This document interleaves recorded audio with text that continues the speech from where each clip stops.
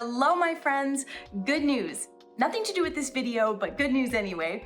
So over the winter, I applied to be part of a local artist market that takes place in the summer in my city, and I just found out I got in. So over the past couple of weeks, I've been being a good artist and painting every day and working really hard to get all my work ready and prints ready and all kinds of good stuff. So all that is to say, today's video is the May cover page for my bullet journal, but I just want to do something like super simple, really fun, free, like brain dump floral cover page. That's coming up. Okay, question. Can I use washi tape on journal paper? Testing. I think so. It seems fine. Let's do it. We'll mask out a clean white border, and that'll create some nice balance, a nice contrast to the crazy, messy pattern that this cover page will be. Oh, and remember, you can get my cover page. It's available on Patreon. You can download, print, and actually color it in yourself. It makes getting sorted for the month really quick and easy, I hope. It's only $3 a month to support me on Patreon and get all the weekly freebies. And then if you want the color list, markers and pencil crayons used in today's video, that's on Patreon as well. I'm pointing a lot. And that one is actually free to the public. So head over there and get the color list, okay? Patreon.com/Shayda Campbell. Let's get started.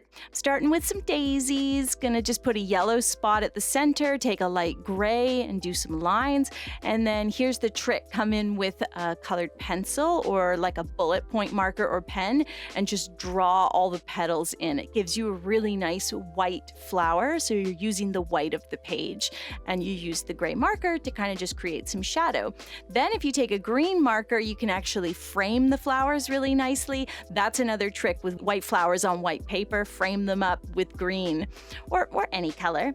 Then we'll do some scribble flowers, and then I'm going to do some like tiny little forget-me-nots. I'm going to try to do repeating patterns, like I'll put some in the bottom right and some in the upper left. And for the forget-me-nots, I'm going to use a couple different colors of blue, and these are just like your quintessential 4-petal flower, like the doodle you would draw as a kid. Trying out some light, sort of mossy green leaves. Not totally sure how I feel about this color. It's a little bit poo green. We can always layer.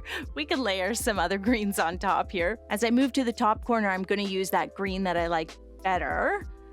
But then I did feel like for balance, I needed to mix in like the baby poo green as well. But it looks nice mixed in.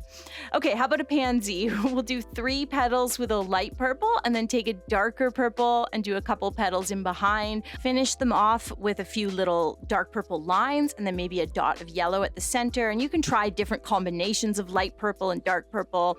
Also doing some brown centers for my little forget-me-nots in the corner. And then I'm gonna let loose and do a whole bunch of little lines to frame some of the flowers. Just scribble those lines in, do them at different angles, make them different lengths. We'll frame up our pansies with some messy little leaves and stems. And then I want to come in with some pink because we haven't used pink yet and just do these huge flowers. And I just draw them like the spokes of a wheel. Start with a circle and then do all these lines going around like spokes on a wheel. You get it. And maybe some more leaves, going for a cool light green, and we're just filling in space. Then we can have fun layering. So everything looks a little messy and crazy, as it should. But now we can grab some colored pencils or pens. You can use the bullet tip of your markers if you have Tombows. You basically just want something that can help you add detail. Lines on leaves, maybe some lines or detail on the petals. You can go around and do dots and scribbles on the stamen, the center of each flower, and you can start actually drawing petals on these big, messy pink flowers that we first drew. I'm doing a couple different styles here and just really keeping everything loose and free. As I said, brain dump, messy, scribbly. I'm adding a little border to my yellow flowers, adding some color to the center of these pink flowers, and then just doing like a whole scribbly, messy dot area at the center. X's are also good at the center of some of the flowers. And then we can take a dark pencil crayon or, a complementary color and just do a whole bunch of little leaves wherever we have negative space. We can add the May title. I've got some space up here. I was like, hey, why don't we put the title there? I was going to fill it all in with flowers, but that would look cute, right? We're just getting very loose with this one and I'm having fun with it. I need to let go and not, worry about being perfect. So this is a great cover page to do that. Did a little shadow there on the May title.